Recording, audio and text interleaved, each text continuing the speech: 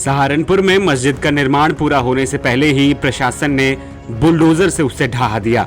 प्रशासन का कहना था कि यह निर्माण बिना अनुमति के किया गया था और नोटिस देने के बावजूद कार्य जारी रहा, इसीलिए इसे गिरा दिया गया। वहीं प्रशासन की कार्रवाई से स्थानीय लोगों में भारी गुस्सा था। मस्जिद के आसपास के इलाकों में तनाव था। इसी बीच समाजवादी पार्टी की सांसद इकरा हसन को जैसे इस बात की खबर मिली, वो भी भागी भागी उस जगह पहुंची जहां मस्जिद को गिराया गया था। लोगों से बातचीत करके इकरा हसन ने प्रशासन पर जमकर गुस्सा उतारा। साथ ही सोशल मीडिया प्लेटफॉर्म एक्स का सहारा लेते हुए इकरा ने पोस्ट किया कि आज सहारनपुर में बड़े भाई विधायक नाहिद हसन जी के साथ विधानसभा नुकड़ के गांव भोजपुर में मस्जिद को शहीद किए जाने की घटना के संबंध में डीएम सहारनपुर व एसडीएम से इस गंभीर घटना पर विस्तार पूर्वक चर्चा की गई।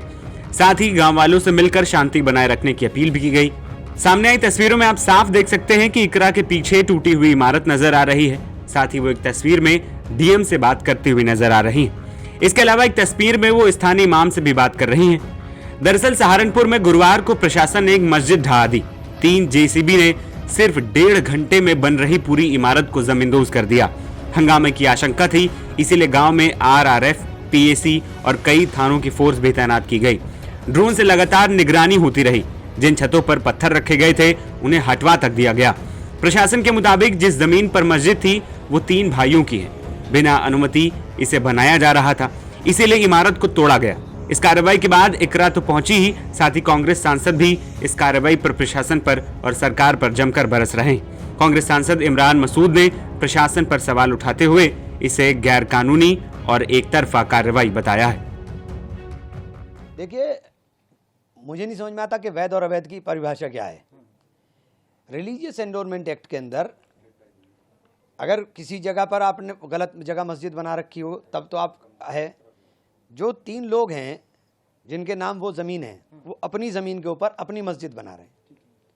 उन्होंने अपनी मस्जिद बनाने के लिए किया, तो उसके लिए परमिशन के लिए आपको सूचना देनी, उन्होंने सूचना दे दी।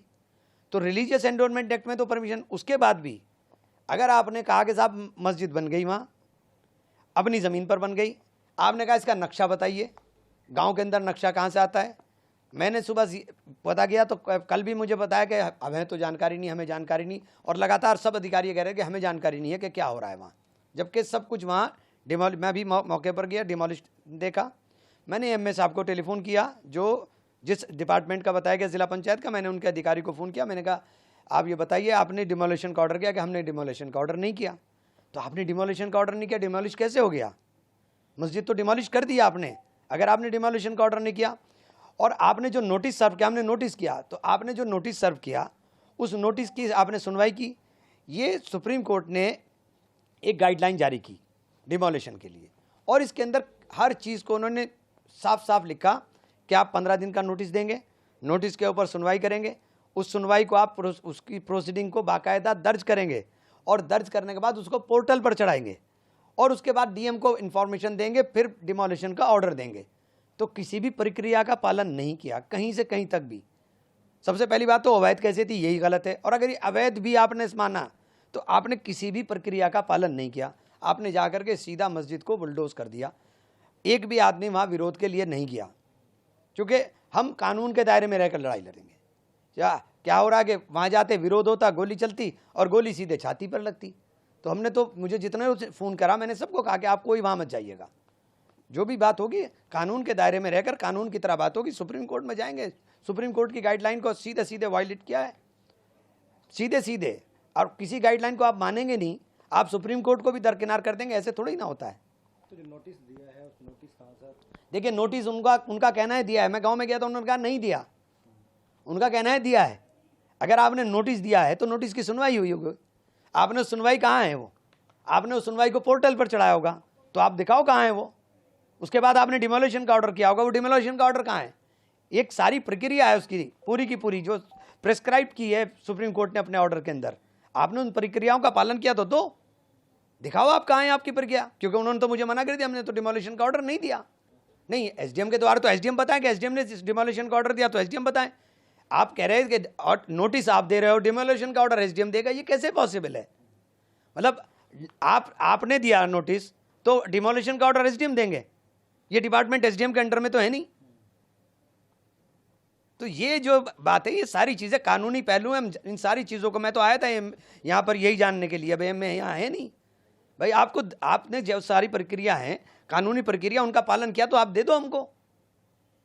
तो आप अभी हम लड़ाई लड़ेंगे। जमीयतुल उलमा हिंद से हमारे ज़हीन मदनी साहब, विधायक शाहनवाज MLC साहब, हम सब लोग हैं इसी काम के, हम लड़ाई लड़ेंगे। देखिए, कानून के दायरे में रहकर अपनी बात रखेंगे, कानून के दायरे में रहकर लड़ाई लड़ेंगे।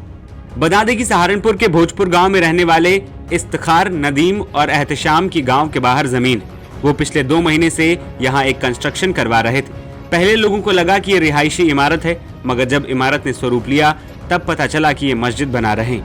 पुलिस में इसकी शिकायत किए जाने के बाद निर्माण रुकवाया गया, नोटिस दिया गया और इसके बाद इसे ध्वस्त भी कर दिया गया, जिस पर जमकर राजनीति हो रही है। NBT ऑनलाइन की रिपोर्ट।